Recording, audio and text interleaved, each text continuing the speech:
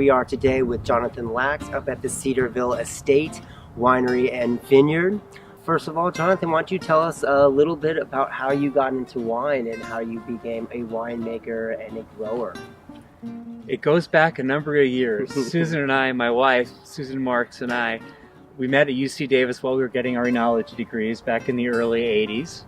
We both graduated into the wine industry. Susan worked on the Central Coast, as did I. Before that, before graduation, I interned for a couple of years in Napa Valley.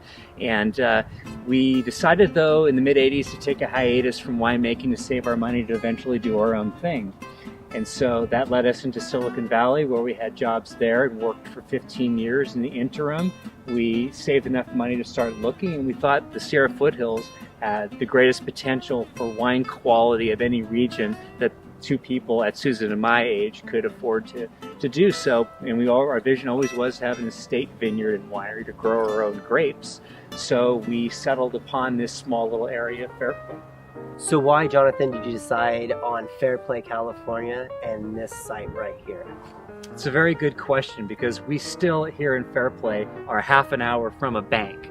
And so we are very remote. We've been remote for many, many years here. When we purchased the property in 1995, this was basically a forested area, but we knew underneath we had these very unique granite-based soils, as well as the majority of the property was south-facing, which meant that even at 2,500 feet elevation, it's colder.